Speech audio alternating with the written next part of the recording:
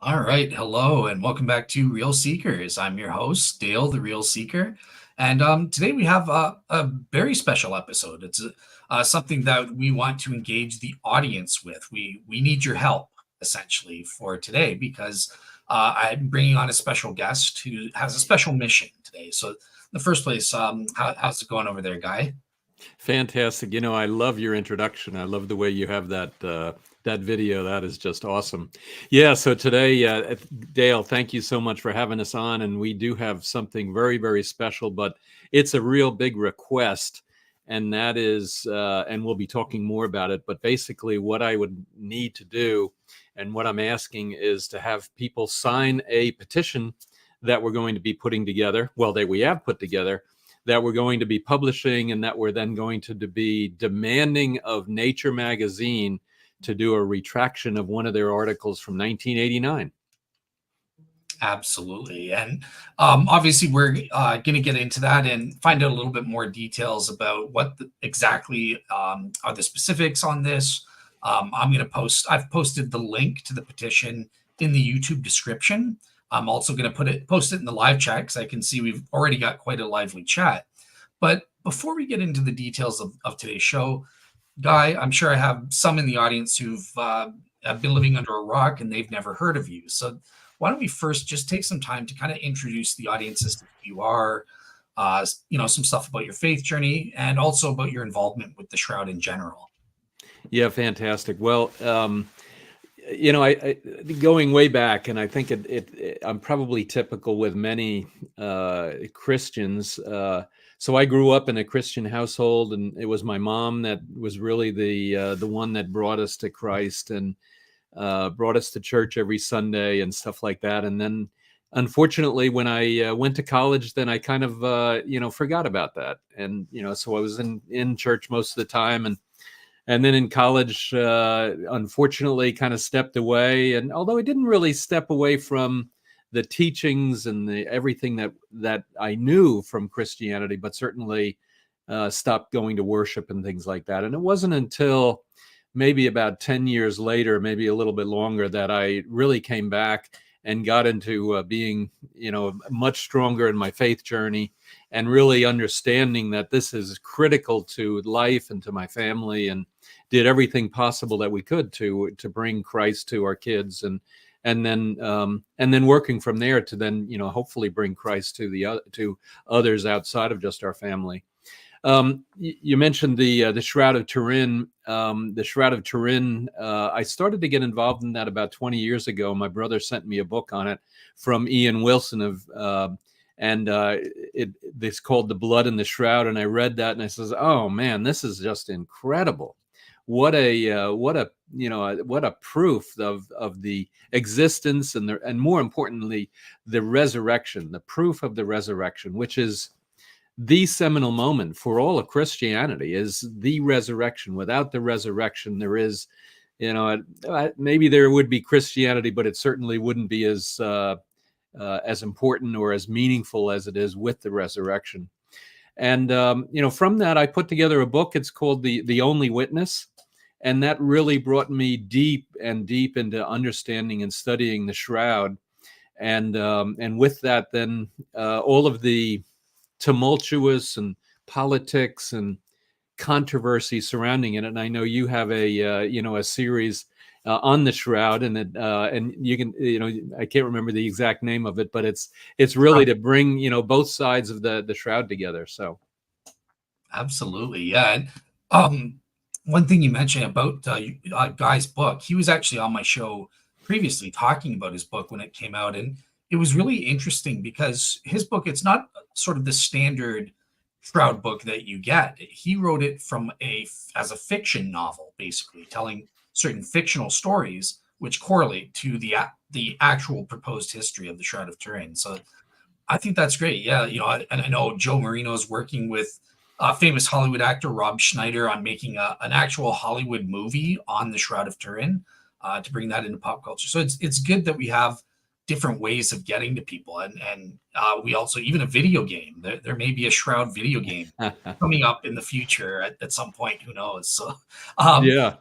Well, and that's what when I wrote the book, that's what I wanted to do, was The problem with the Shroud and studying the Shroud is it gets nothing wrong with that. It's very scientific, very factual, and different arguments and how this means this and that and all of the different pieces of it. But what I wanted to do was I wanted to go to a wider audience, and the wider audience then would be more likely to read a fiction book that's based on history. So it's called a historical fiction on the burial cloth of Jesus Christ. And as a historical fiction, then it brings in as many facts as I could, tells a story so it's readable and understandable, but then it's also told in a Christian way, so the Christian messages and everything else that are coming through that come through the book, so that as you're reading it, you're understanding the history of the Shroud, the potential faith journey that somebody might want to follow, and then do it in a very entertaining way. Absolutely. And you'll be happy to know in the live chat, you've already got someone signing the petition, and we haven't even covered it. So we're off to a great start. So thank you so much. Fantastic. That is so good. Well, one thing I did, and I always like to mention, when I wrote the book, I wanted to, my goal was to bring just one person to Christ. And, certainly the people that are reading the book might be Christian already. But nevertheless, I'm hoping to get non-Christians to read it. But it's also opened up a whole bunch of other avenues for me to promote the Word of God and to promote the teachings of Jesus Christ, and hopefully to bring even more than one. I want to bring as many as I can, but definitely just one. If I can get just one, then I will have been successful. Awesome. So yeah, I think at this point, without further ado, let's get into the reason why you're here. What is this petition that KR is going ahead and signing there? What is this petition all about that you've got going on? Absolutely, and thank you for the signature. So what's going on is the Shroud of Turin has been, I believe, and as an authenticist, I believe is the true burial cloth of Jesus Christ. And but unfortunately, there are a lot of naysayers. And in 1988, there was a radiocarbon dating of the Shroud, and that radiocarbon dating was flawed in a huge number of ways. It's just hard to believe that that you could have scientists that believe in facts and leading from facts and theories to then come up with a date that was totally devoid of proper scientific rigor and everything like that. So what happened is in 1988, this radiocarbon dating was done. The result of that dating was that the date of the Shroud was somewhere between AD 1260 to AD 1390, and of course with that exclamation point at the end, and that just stabbed so many authenticists right in the heart, and says it just kind of blew everybody away, and really it stopped Shroud research for quite a while. Now in 1988, that was in October, the results were announced, and then Nature magazine, which is really one of the best well-known peer-reviewed scientific magazines, published an article that was supposedly peer-reviewed by a little over 20 different scientists that said, yep, this dating is correct. The date of the Shroud, or the age of the Shroud, was 1260 AD to 1390 AD, and therefore the Shroud is a fraud. It's not the authentic burial cloth of Jesus Christ. Now, since then, the Shroud world kind of, stepped back and, put their tail between their legs for a little bit and started to really dive back and say, how could this be? Here we have 20 or 30 other studies, reasons why the Shroud is true. Here we have one that says it's false and it's a fraud. And so they kind of stepped back, and then they started to delve into it a little bit further. And they started to realize that there is something wrong with the way that the process that took place, the methodology, the scientific methodology of how that dating was done, was absolutely flawed. And those flaws then were not exposed in the Nature magazine. And so the petition that I'm talking about right now is that we want to then, we have uncovered the flaws. We know that the radiocarbon dating has been totally debunked. And we want Nature magazine to rewrite their article to either retract it or amend it. So now the Nature magazine article came out in February 16th, 1989. So a couple of months after the release of the announcement of the radiocarbon results. And that is the article that we want retracted. And we are then putting a petition together where hopefully we can get, hundreds, if not thousands of people to sign that petition. And then with that petition, we're going to write a letter to the editor-in-chief of Nature magazine. And we are then going to, really do a full court press on getting her to retract or amend that article. Awesome. Yeah. And one thing I'll just say is that, look, this isn't just a pro Shroud thing. Even if you're Hugh Ferry, if you're the ultimate Shroud skeptic, you should still be on board and sign this petition because you should be supporting the truth, right? You don't want, look, it's making your side look bad. Oh, you people have this flawed data and this is the best the skeptics can come up with. No, you should want to get this thing retracted too. So this is for both Shroud skeptics and pro Shroud guys. Now, there is one thing you mentioned in terms of the flaws of the process. Did you kind of want to take some time to? What were Yes. some of these flaws? And I know you have a video as well. Do you know how to share your screen if you're? No, I don't. Let me just talk through them if you wouldn't mind. That would be, I wasn't prepared necessarily to share, but I do have a video that I took all of these points from, and that's from Michael Kowalski, and it is awesome. It is really, really well done. And the and the title of it, I believe, is The Flawed Shroud of Turin Carbon Dating Report by Michael Kowalski, and he is with the BSTS, which is the British Shroud of Turin Society, I think it is, or the British Society of Turin Shroud. That's it. And it's really just amazing. He did a great job. So he came up with about 9 or 10 different bullets on the methodology itself. The first one that he came up with was that the original process, the agreed on process, and then the actual process.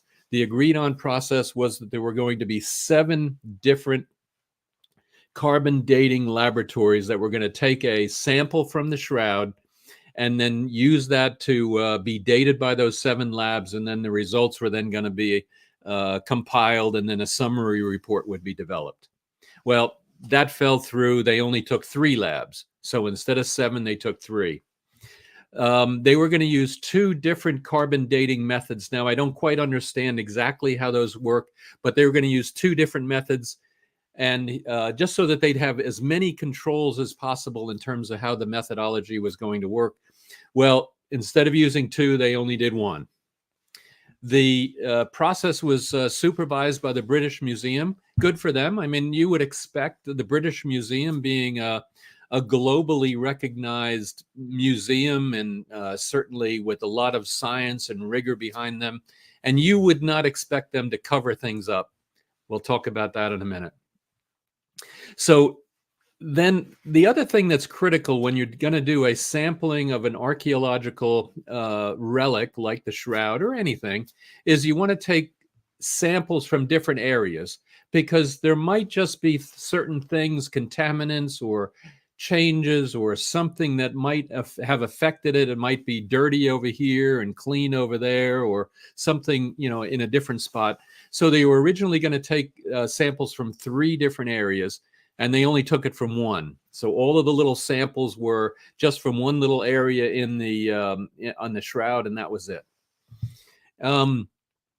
The most recognized number of scientists that understood the Shroud really to the best at that time were the STURP scientists, and the STURP standing for the Shroud of Turin Research Project. They went over in 1978, and they did 5 full days, 120 hours of study, all kinds of different scientific studies on the image and everything. And they were then ended up coming up with the conclusion that they could not determine how the image was made. It was not a paint, a dye, a scorch, and all of these other things that they came up with. And they were going to have the STIRP scientists, really the best and brightest really in the world, to be able to do that. And they were also going to be the ones that were going to cut the samples from these three different areas. The politics that were involved, they were pushed to the side, and then there was a whole different group that actually did the cutting of the samples. The labs themselves needed to then take the samples and date them. And the samples that they took were supposed to be then disguised, and they were going to be given 3 samples. So they were going to be given 1 sample, a disguised sample of the Shroud, a disguised sample of something else, and a disguised sample of something else. So they were going to get 3 samples disguised, and they would not know which one was which. And unfortunately, they were given 2 samples. One is a control and one is the test sample from the Shroud. And they could recognize the Shroud because they could see the herringbone weave that was in the Shroud. So that was not done. They knew exactly which one they were dating. So there was not like a blind test that you'd often hear about in the news. So those samples were then identifiable, not unidentifiable. So that one was not done. That method was not followed. Then the results. So if those were blind samples, then those results were going to be sent blindly to the British Museum, and the British Museum then, as the authority, was then going to summarize all the results and put them into a report, and and run the statistics on it and everything like that. That did not happen. The results were shared across the labs. They were shared across other folks. And so it was not kept confidential, and that also then means that there could have been collaboration or other kinds of things that were just wrong. The labs were supposed to be testing concurrently and independently. That one, I believed, actually took place. Then once the results were received by the British Museum, then 3 different groups were going to run the statistics. Now, I don't know about you, Dale, but I took statistics in college, and I hated statistics. I took it my first year. I did well in it, but after that, I was like, no, I'm done. Yeah, I just couldn't get this. How could you predict something based on the history? I don't know. It was just I absolutely hated it. I did okay with it, but I don't know. I just hated it. Now here we are back, and with the Shroud of Turin, the statistics were either fraudulently done or incorrectly done at best. And we'll talk about that here in a little bit, but that is a huge piece as to why why these results just didn't work out. And then at the end of all of that, the institutions that were the statistics guys had to then have a kind of a joint agreement with the labs that they have properly assimilated those results and properly studied them, and then put them into the right format, so that they all agree and it really makes sense. And that was not done.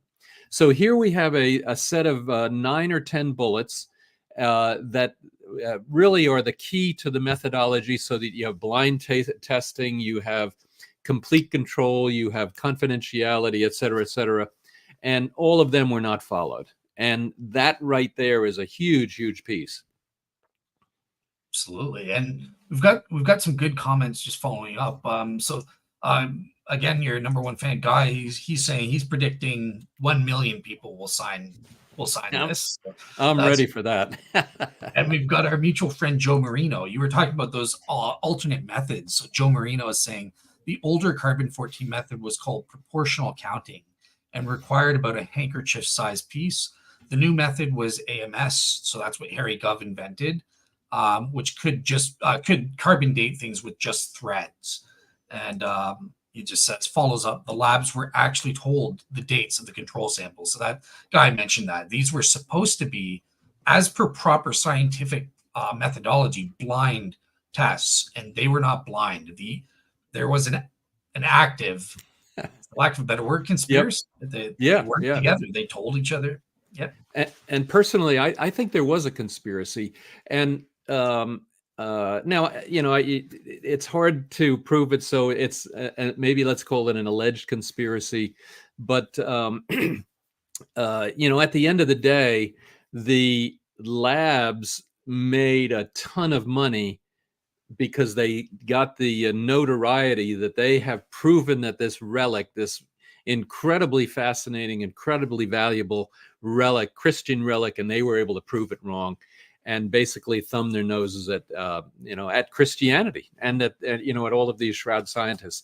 Now, I do have to interject one thing. Joe, thank you so much. Joe has been instrumental in me putting this stuff together, and he, he's just a wonderful resource, and I can only thank him enough. And actually, he's given me a handful of references and stuff like that. So I just need to send a shout out to Joe Marino. Awesome. All right, cool. So I know you've kind of already answered this on one front, but I wanted to get from you, because I know that you have two goals specifically with this petition. So do you want to just kind of outline specifically what those two goals are, just to make it clear for the audience? Yeah, absolutely, and thank you. The primary one is to get a retraction from Nature magazine, and that retraction will then hopefully bring to the forefront that the shroud is and the doubters of the shroud, or the anti-authenticist of the shroud, they can't rely anymore on that article. They have to then say that, yep, the radiocarbon dating that was done was absolutely flawed, and therefore, that kind of takes one of takes the wind out of the sails of the non-authenticists. And I think that's really critical. So our goal is to, first of all, for today, is get people to sign this petition. And then as we move the process along, is we are going to send a retraction letter and a demand, hopefully, to the editor-in-chief of Nature magazine. And then I hope the other thing is then for people to realize that this shroud, the Shroud of Turin, is really possibly the proof of the resurrection, that it really is something that Christians can kind of hold on to, and realize that, yes, that seminal moment in history 2,000 years ago not only happened based on our faith and understanding, but now there's proof over here. So for those that are like the doubting Thomas, that really want to put their fingers into the wound and put their fingers into the hands and into the feet, that they now, that they have something then to fall back on. And then lastly, actually, maybe it's a third goal, is I always want to bring more people to Christ. And if this can help them to help people to get over the hump and say, yes, I now believe, then that would be even more wonderful. Awesome. I'm kind of curious about the mechanics, because I've never been involved in anything like this before. So I'm just sort of curious, like, how typically, do you know how it works? Like, how many signatures typically does it take to actually make an impact where we would get these kind of results? And in answering that, I'd also like to know, what do you think is really the biggest challenge in accomplishing your goals with this petition? Well, yeah, I looked up, and I tried to find some research that said, how many do we actually need? Okay, so one or two people, you and me, Dale, that ain't going to cut it. But I think when we get into the hundreds, I think we've got enough. If we get into the thousands, then we're definitely there. I did look at, like the number of people like if you wanted to have a law rescinded or something like that, or get something on the ballot, some kind of a resolution on the ballot, then you'd have to have a certain number of signatures. And that's usually in the 10,000s or tens of thousands, or something like that. I think even if you wanted to be a candidate for office, you need to have a certain number of signatures as well. So it kind of, there it goes into the, and I guess depending upon the level of the office you're seeking, there's a certain number there that's necessary. I think here it's more a question of just getting as many signatures as we can, regardless of whether I get 10 signatures or 100 or 1,000 or 1,000,000. I am going to, to keep pushing on this, and I am going to submit this letter of retraction to Nature magazine, to the editor in chief, and make sure that that this actually comes to fruition. Because it's a crime. It is truly a crime that this took place. When I think about, and I know that picture that you see with the blackboard behind them and the three men sitting at the table, you've got, Michael Tite in the middle, you got Professor Hall, and I can't remember the other name at the moment. And they're sitting there, they're watching they're doing their press announcement, and they have 1260 to 1390 exclamation point. And I think it's Professor Hall. He was asked the question, well, how did all of this happen? And he says, well, they just faked it up and flogged it, going back for the fight, and faked it up and flogged it. Well, I'm not going to say a curse word on here, but, bleep, bleep, bleep me. And there's the picture. Thank you. Perfect. And they are the ones that faked it up and flogged it. And it really, what goes around comes around. And for them, what went around is now coming back around to them. And it upsets me to no end that they had such a negative impact on all of Shroud research, and that could have been taking place over the last 20 or 30 years. Yeah. And the other thing, it's such a shame because they knew. I mean, there were carbon-14 scientists warning and saying, look, this should, certain things should not be published in the peer review, and Nature just went ahead with it and stuff. So I don't know. I have no idea if any of those people are even still alive at this point, but have you contacted maybe actual experts who may have spoken against it, or scientists who are speaking against this? Have you reached out for any support from them? Speaking against the dating? Yeah, the Nature journal. Yeah. Well, as a matter of fact, and I have on our website, guypowell.com, I put links to a handful of articles. And again, thanks to Joe Marino that he did it. He also has, he wrote a book, and I'll show it to you here. It's called the 1988 C-14 carbon-14 dating of the Shroud, a stunning expose. And I've read this, and I don't know. I thought it was just fascinating. There was so much politics. When you read this, you can see the politics between the different labs or the different scientists. These guys over here didn't like those guys over there. You have then the religious side of it. You got the international side of it, and it all is in this book. And this really is the true source of everything that that has to do with what happened with the dating of the Shroud. And again, thanks to Joe, what a great work this really is. And it's available, by the way, on Amazon. It's definitely, if you're interested in finding out what happened, that is it. Now, there's a handful of other papers that I have been referencing. And I think the other one that's kind of interesting is the one from Tristan Casabianca. And he is one of the things that happened with the 88 dating was that the British Museum did not publish the raw data. Normally in any kind of a scientific study, you publish the raw data. You want people to to find flaws in it. And if they don't find it, then that's a good thing for you. That's something that you can, hang your hat on, so to speak. And they hid the data. And I don't know if it was on purpose. I kind of tend to, to think that way, that they were purposefully not hiding the data. They did a couple of weird things with, as we know, with the statistics. And it was Tristan Casabianca, and his paper is called Radiocarbon Dating of Turin Shroud, New Evidence from Raw Data. He forced the British Museum, through a Freedom of Information Act request, to get the raw data. And when he got the raw data, what came out of it was absolutely stunning. Now, that took place, I believe, in the early 2000s. And then since then, that raw data is now out there. And there's a handful of other studies that have been done to look at that. Paolo Di Lazzaro and some of the other ones that have done some studies on the data to really, show that the statistics was all wrong.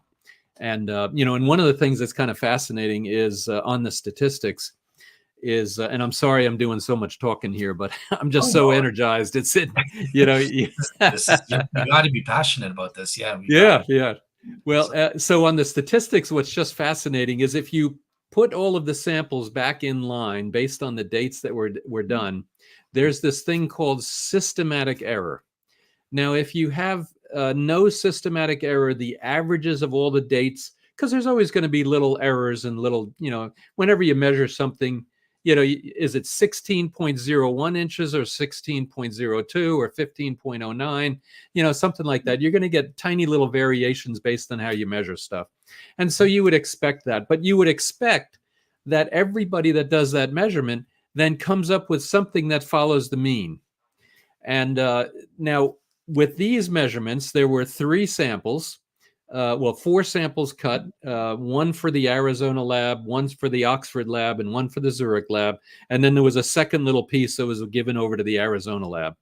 And when they were kind of finally aligned, if the averages were the same, then that would mean that there would be a straight line and the dates came out to 1260 to 1390. Well, that is not what happened. What happened is the further you got away from the center of the shroud, the older the date was. And so then you'd have, let's say, 1260 on the first one, and then maybe 1270, 1280, 1290, 1390. And if you and so that error, that difference there is called systematic bias. The systematic error. It was not tending towards the mean. It was actually had another component in it that was not being measured. And if you follow that to its logical conclusion, you'd actually have a date in the center of the shroud, which is into the future, yeah. which is something that they hid, that not only did they fake it up and flog it, but they hid it, so it's kind of fascinating that, that they were able to hide that for like 20 years. And, so anyway, that was one of the huge things that came out of the work and the research and the FOIA requests that Tristan Casabianca and then others, Paolo De Lazario and others that did that. Yeah, so it's obvious. Look, with this work, this carbon dating that was done, and the subsequent paper and journal, there are massive falsehoods here, right? For example, just what you were saying, right? They just attributed the trend in these 12 subsamples that they took. They just dismissed it literally mindlessly as random measurement error. Oh, it's nothing to see here. And then, of course, betraying the fact that they were kind of lying, they hid that data, meaning they knew there was that systemic trend. Systematic bias just means it's a linear trend in one direction, meaning it's not random measurement error. But yeah, that's just one of the errors. I'm curious, what are some of the other falsehoods that we know that have come to light since the 1988 carbon-14 data that we should know about as well?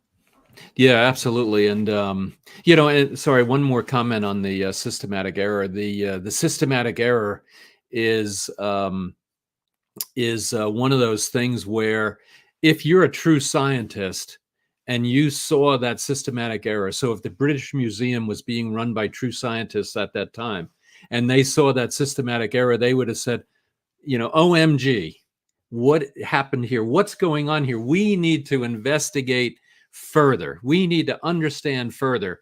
And instead, like you said, they swept it under the rug, they hid it, and then they published their supposed results that was there. Okay, so one thing though, I think what's interesting is I think though that the dating of the material that they received was probably done correctly.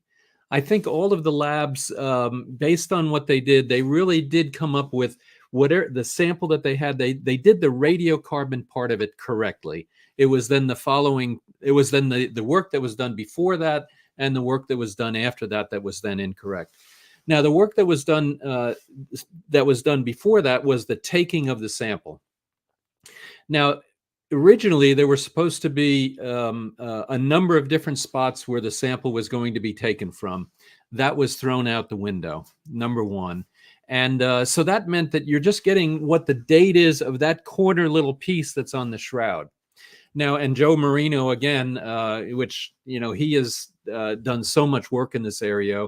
He and Sue Benford wrote a paper that said that where the sample was taken, that there could have actually been a repair made. It's called a reweave, an invisible reweave, and that reweave could have been woven out of a mix of modern cotton and ancient linen. And so when you mix modern with ancient, then you're going to come up with something in the middle. So possibly one of the reasons why the answers came up to the 1260 to 1390 was it was possibly a repair of material from, let's say, the 1600s that had cotton in it, that was repaired and then gets averaged in with the linen from the first century, and then somewhere in the middle that comes out to that 1260 to 1390. That actually could possibly make sense, and so that's one theory, was that the samples were not pure linen samples of the original shroud; they were of the repaired area.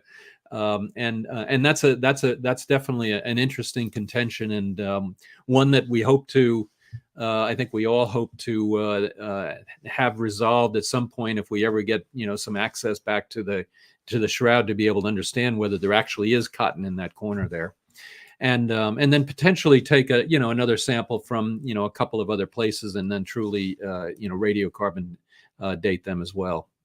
Now, one of the other things that was also done wrong may have been done wrong, is that there was not necessarily a good and consistent way that the samples were cleaned.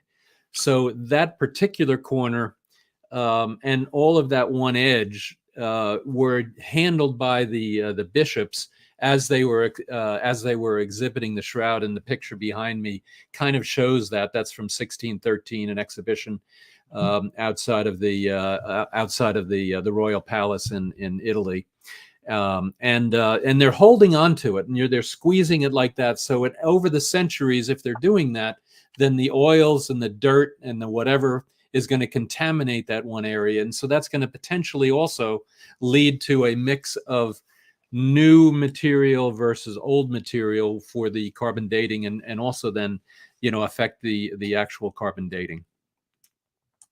Gotcha. One thing that just it amazes me is, you mentioned that thing last where about ordinary contamination. And I know that Pam Moon, she's went to Oxford Labs, and she's claimed to still have found, even after the cleaning procedures, that there was still some contaminant evident there.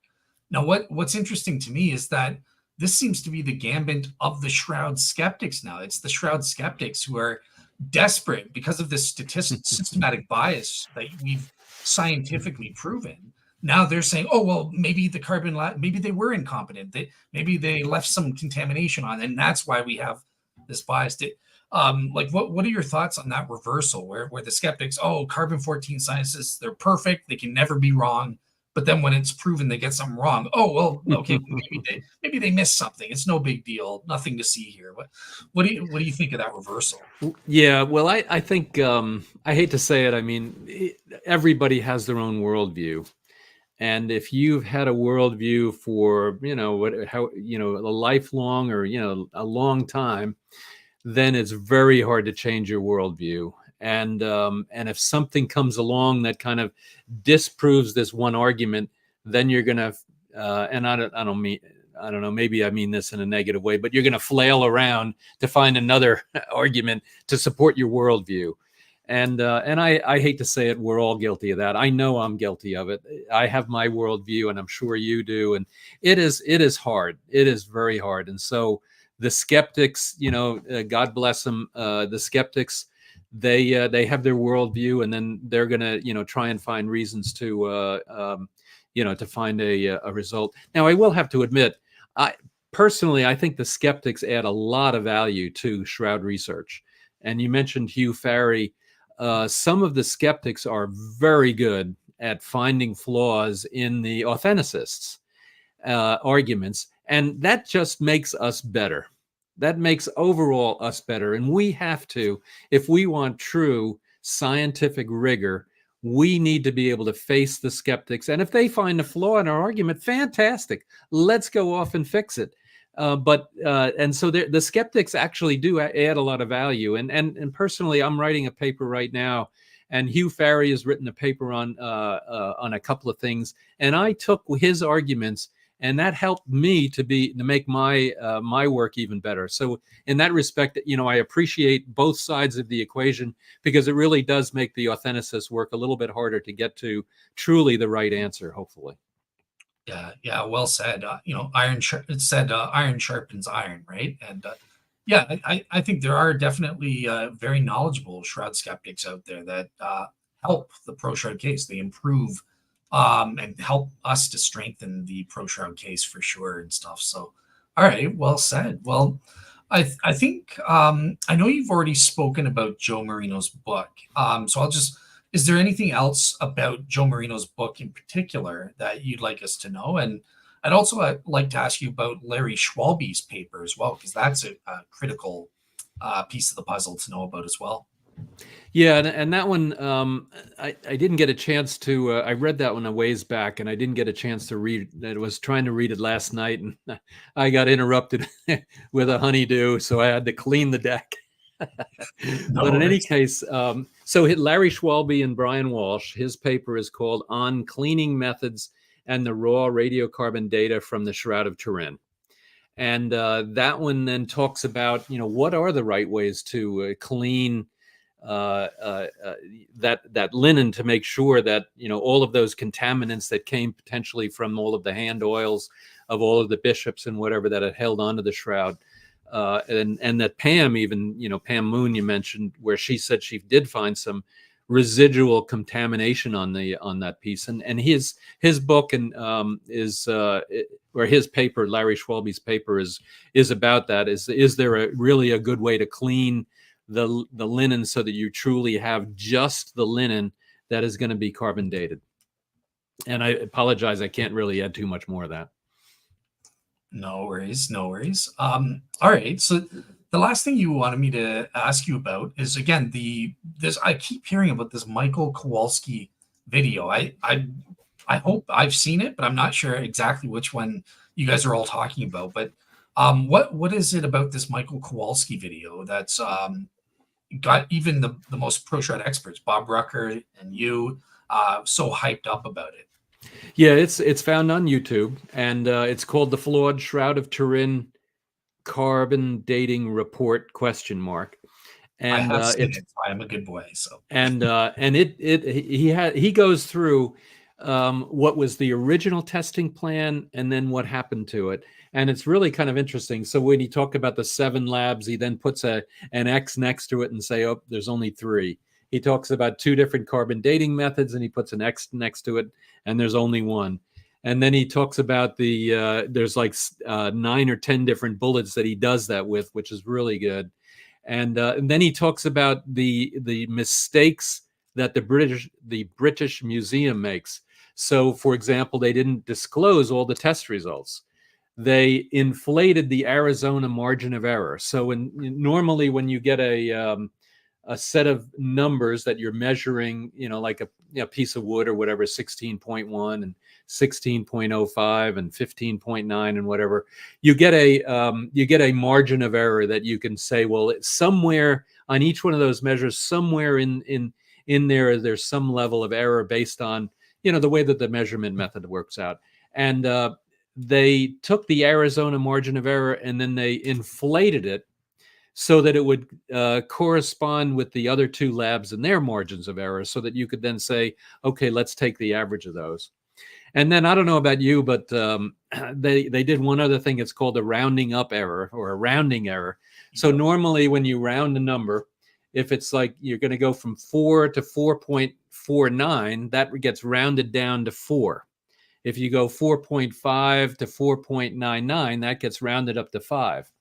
And now the way I like to do rounding, especially when I'm, trying to, make myself look good, is I'd say, well, I had 2 of these here, so oh, that's almost 5. So let me round that up to 5. And then, well, if I had 5, that means I had 10. I'm at 10. And then if you're at 10, hey, listen, if I had 10, I'm almost at 20, right? Well, so what the British Museum did is they took the number, and it's in his video, 4.176. Normally, you and me as, having gone to college and even in high school, we would round that down to 4.0. And the British Museum rounded that up to a 5. And, you just can't make, and I don't know if that's a mistake or, okay, I'll give them the benefit of the doubt, but that sounds like they're trying to hide something. And it's probably more on the hiding of something as opposed to, an honest mistake. How could you round up? Nobody in the world, other than me, of course, when I round up my 1 up to 20. But, how could you round up 4.176 to 5? That gets round down in a scientific way down to 4, period. And, end of discussion, so to speak. And, it sounds like, oh, go ahead. No, go ahead. I was just going to make a stupid joke. I was going to say, it sounds like you're qualified to work for the British Museum there. So, I'm ready. There you go. Start that rounding, right? Yeah, exactly. And just go ahead. Then a couple of other things. And it's hard. And as I've been getting involved in this, I've been, trying to understand what peer review means and how that works. And peer review is really tough because, here you have, let's say, a couple of scientists, the British Museum, Professor Hall, Michael Tite, and the third one, I'm sorry, I can't remember his name. Robert Hedges. Joe Marino gave the answer in the Joe, thanks a lot. Robert Hedges. And and so normally then you'd write your paper and then you'd submit it to other scientists. And each of those, well, you'd submit it to, let's say, Nature Magazine, and Nature Magazine would say, well, there's some statistics in here, so I'm going to submit this to a couple of statisticians. There's some nuclear whatever in here, so I'm going to, give it to nuclear measurement guys. There's some archaeology in here, so I'm going to have it reviewed by a couple of archaeology guys. But they don't get the full data set necessarily. And in many cases, they don't get it. And so therefore, they're reading the paper and they're saying, yeah, this kind of makes sense. But unless they actually see the data and they can actually redo the effort and the measurement, then they can really only express an opinion. So now the Nature article was reviewed by 21 different scientists. Well, I take that. Yeah, I think it's a Nature article that was reviewed by 21 scientists. But again, they peer reviewed it, but they didn't necessarily redo all of the work to make sure that it was done right.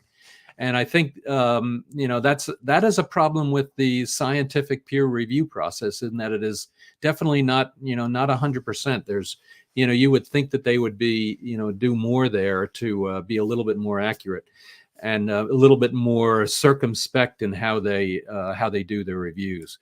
Now, I don't believe that the scientists get paid for that review. Maybe sometimes they do, but many times they don't get paid to do the reviews. So therefore, it kind of gets, it gets put off. It's not a high priority thing. And then, then they look at it and they say, yeah, it makes sense. So I'm going to say, yep, it looks right.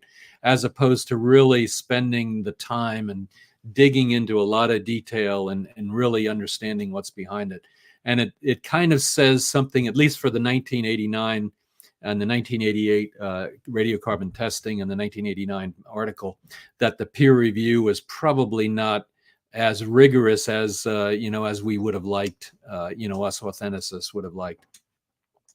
Awesome. All right, cool. Well, I think I've covered all the things you wanted me to ask about in terms of this petition, but just before I look to the audience to see if they have any questions, is there anything I've missed that you think is really important that we need to know about in terms of this current mission?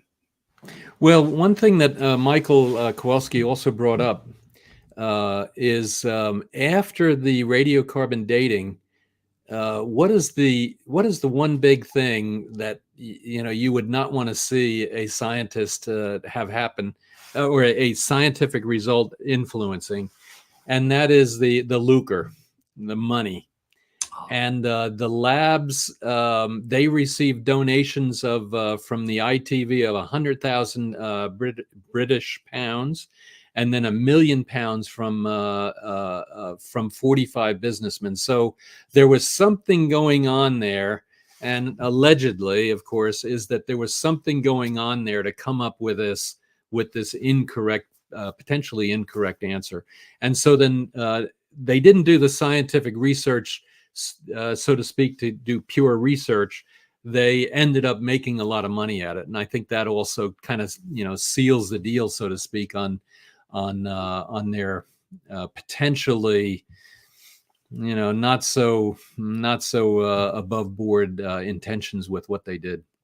Yeah, and I think even Barry Schwartz mentions that Tite in particular got some lavish teaching job, or just right after the thing, all of a sudden he gets this lavish, lucrative post as a job there. So yeah, there's definitely something fishy, and I find that with a lot of the Shroud skeptics, like Luigi Garlascelli and his work. It's always funded by some anonymous atheist organization, or Joe Nickel, working for the Skeptical Inquirer. There definitely seems like there's a question: is this really unbiased, neutral research, or is there an agenda? So yeah. Well, and that actually, with STIRP and everything, that was one of the criticisms of STIRP, is that, well, they're just a bunch of religious zealots. Of course, they're going to come up with those answers that they came up. And then, and then all of a sudden, Barry Schwartz goes, hold on a second, what about me? I'm not a Christian, and there were, a handful of non-Christians on STIRP. And so, all of a sudden that argument falls away. So. Exactly. Yeah. STIRP, it was made up of a whole bunch of people. I think Barry said that there was 3 Jews, there was an atheist or agnostic, 1 Mormon. So the pro Shroud side, I mean, even on my own channel, on my Shroud Wars series, I've had Muslims, I've had non-religious Jew Barry Schwartz, I've had a non-religious agnostic John Loken on the show. So yeah, the evidence really is strong, and it's not just only Christians who are pro Shroud. All right, cool. Well, there's no direct questions, but I do have some points that I think relate to questions. So this is kind of what we just mentioned, right? So KR is mentioning that they were paid off. You've kind of went into that, but I'm sort of curious, do you think that there's merit to considering some of the conspiracy theories as an explanation for the Shroud? So for example, some people have claimed that the sample was actually switched when Tite went into the back room off camera. Do you think there's any merit to that, or is that those are just conspiracy?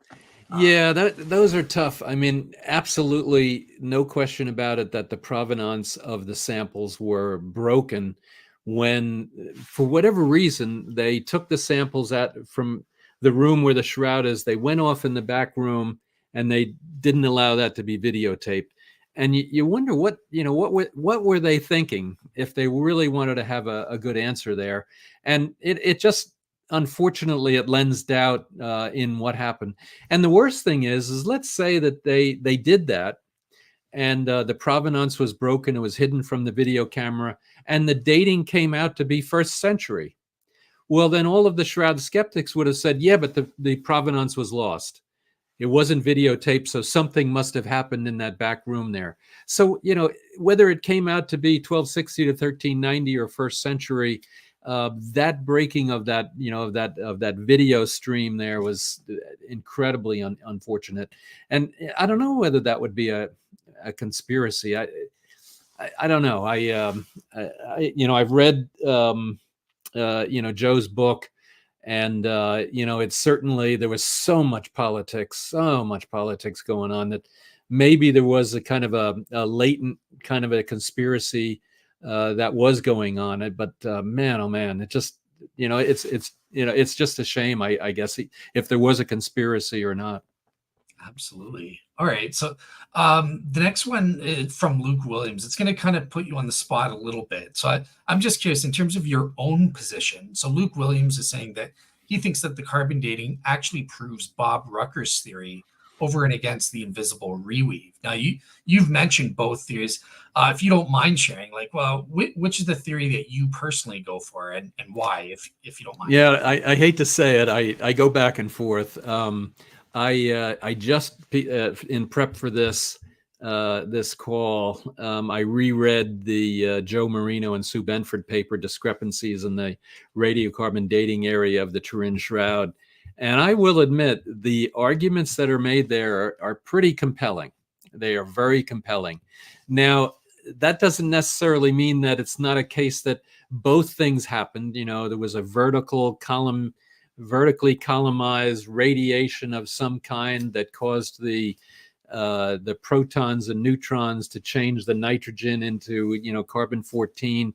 It's definitely that's also very possible. I like the research that Joe and Sue Benford did. I thought that was awesome, and definitely, if you haven't read that paper, it's definitely worth reading. And then the only problem that I have with Joe's paper is Joe and Susan's paper is how did the dating of the Sudarium, the face cloth, come up with a totally different date, somewhere in the 700s or so. And whereas the Rucker theory kind of covers both of them. So I'm kind of, you know, torn between both of them. When I read Robert Rucker's paper, then I go, oh yeah, this is absolutely right. And then I read Joe and Susan's paper, and I go, oh yeah, this one's pretty good too. So I don't know. I guess I hate to say it, I'm wishy-washy and 50-50 on them. So Fair enough. Well, the good news is, look, obviously, in terms of truth, they are both mutually exclusive. But for right now, we don't need to figure out the truth by, you know, and figure it out, have it all figured out. The point is, the Shroud skeptic is the one claiming to know the Shroud is medieval on the basis of the carbon-14. So we can use evidence from both of these theories as ways to attack the epistemic rational justification for believing that. No, the Shroud skeptic has to answer both of these objections and come up with answers for all of this. So I see them as mutually reinforcing as an objection against the skeptic's claim. That's how I look at it. So yeah, agreed on that, and that is a very good point. So, and hopefully, you know, at some point in the near future, we will have another group of scientists that will go and actually determine whether there's cotton in that corner and an invisible reweave in that corner, and that there was, you know, nuclear, you know, radiation that then, you know, can prove then Rucker's theory, because both of them are well founded. So you know, I just hope at some point the church will let us get in there and let us have at it, and, you know, and come up with some answers there. awesome. All right, cool. So this one's not a question, but just some more support. He's saying Guy's book is very good, definitely a worthy purchase. So make sure to Thank buy you. Guy's book there. Thank you so much. I appreciate that. All right. And here's okay, so here's an interesting thing, right? So Sandra Dude is saying we need to take samples from different parts of the cloth. As you mentioned in your presentation, they only dated one sample location. Now, in my books, I've argued that right away is game over. Like, on that basis alone, you're not warranted in believing the Shroud is medieval. What's your take on that? Do you think the fact that they only dated a sample, is that game over for the skeptics? Or what do you think of Hugh, who says, no, that's perfectly good enough. We can believe it's medieval just on one sample? Yeah, no, no question that it needs to be tested with different samples from different parts of the shroud. I know you're saying the image there, but I don't think you'd ever want to take a sample of the image itself and cut that out. So unfortunately, it would have to be somewhere else. But you know, for me, I like to do test and repeat. I like to say, okay, let's start with a small thing, get an answer, but have the plan that we're going to do, you know, this and then this and then this and then that. And, you know, so as a first kind of a thing, it has raised all of the issues that we need to know, so that when we do the second sample and the third and the fifth and the 10th or whatever it is, that we get those absolutely right, that we don't turn the video off, that we have complete agreement on what's going to go on. We have then absolute control samples so that everything is disguised. We have all of these other things so that it properly follows the methodology, and that we can get past this this rancor that's associated with the flaws in the methodology in the past. Awesome. Awesome. All right. This one is actually a proper question. So, Psycho Gun Cobra asks, if during the resurrection it has altered the material carbon 14 and made it look younger, will another carbon 14 test be costly to the Shroud? Is carbon 14 not a reliable dating technique for certain things in general, I think? Yeah, well, and I think what you mean by costly is, will it damage the Shroud? Now, unfortunately, carbon-14 dating today is destructive. So when you make a cut out of the Shroud to do the carbon-14 testing, then it burns it. What you do is you oxidize it, you burn it, and you get then just the carbon left over. And then what you do is you basically count the number of molecules of or elements of carbon-12 versus carbon-14, and it's that ratio. So unfortunately, it is costly to the Shroud, and there will be some damage to the Shroud. And then your second piece of the question is carbon-14 not reliable? Yes, it is absolutely reliable for organic matter, but the critical piece is the contamination of that organic matter.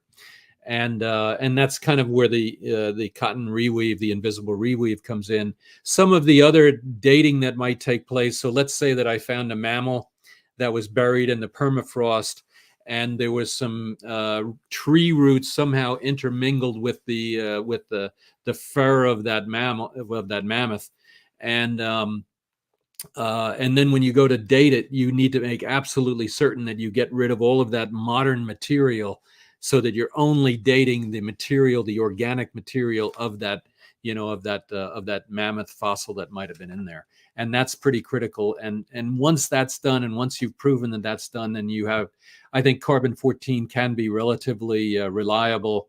And I think it's reliable up to about 50,000 years. I think older than 50,000 years, then you need to use some other technique. But it is, I think it is generally very reliable. Yeah, just one correction. It used to be the case that it only went back 50,000. I think it's been extended now through one of the techniques. It's been a while since I looked at the details, but I think it can go back 100,000 years now, if I'm not mistaken. Yeah, and the thing is, what's going on is you're measuring and counting the number of carbon-14 versus carbon-12, and the ratio is like 1 to 1,000,000. It's a really, really tiny little amount of carbon-14.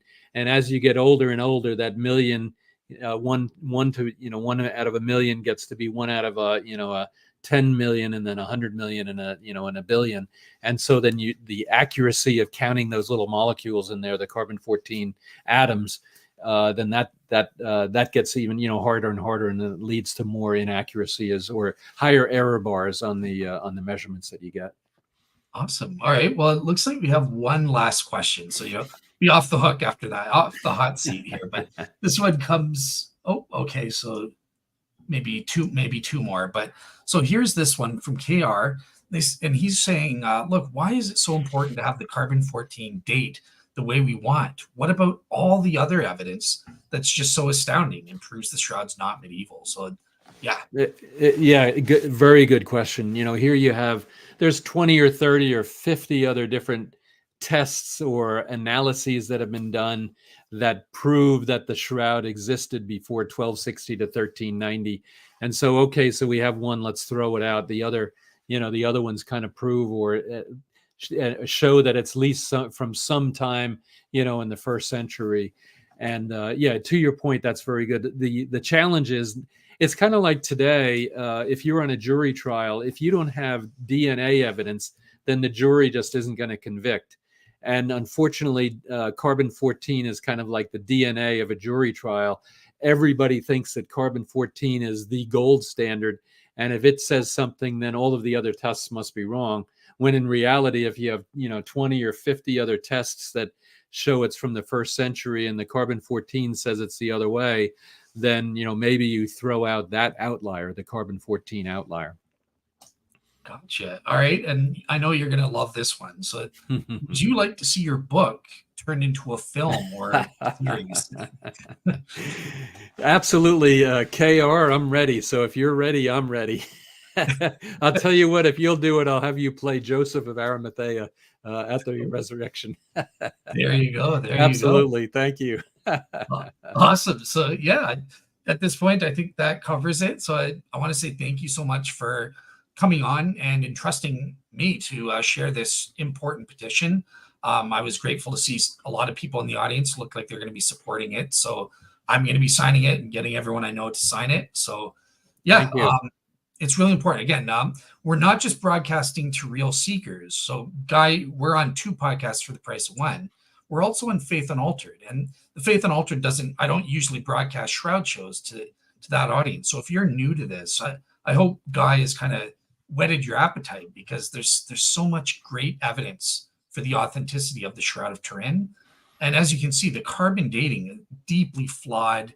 It's garbage. Even if you want to still believe the Shroud's a medieval fake because you're new to it, the carbon-14 is still flawed. And if you're interested in truth, even as a Shroud skeptic, you should be backing us up in getting this horrible paper from 1989 retracted, because it is the very definition of pseudoscience. So pro-Shroud, Shroud skeptic, let's unite in the name of truth and get rid of this thing. So yeah, absolutely. Thank you. And again, yeah, thank you so much, Dale. And Joe, by the way, thank you as well. I really appreciate all your support and everything. And also, please sign that petition and get your friends, publish it out to your Facebook and any other list that you've got. And let's get this thing retracted. And hope that for me leads to other people that hopefully can, come to Christ as well, because there's just that, one other thing that, can help them along. Awesome. And Otangelo Grasso, I don't know if you know Otangelo. Yeah, I know Otangelo. Absolutely. Thank you, Otangelo. And KR is saying, all right, he's going to hit you up about that television series after he wins the Powerball. I'm there for you, buddy. I'm there. Awesome. All right, guys. Well, thank you so much. This has been great and a lot of fun. And just so you know, the audience knows, up next, guess what? I've got 2 podcasts today. So tonight at 7 p.m., I'm going to be on the Faith Unaltered podcast, addressing a Muslim's objection to, he questions the historicity of Jesus being crucified, obviously on the basis of the Quran. So I'm going to be proving the historicity of the crucifixion and responding to the Muslim Islamic interpretation, where they try to go for a swoon theory or the twin theory, stuff like that. So I'm going to be refuting that. So, yeah. Very interesting. Good for you. Awesome. Thank you so much. Awesome. So I will see you guys at 7, but have a great day, everybody, and take care, Guy. Thank you. Appreciate it, Dale. Thank you so much.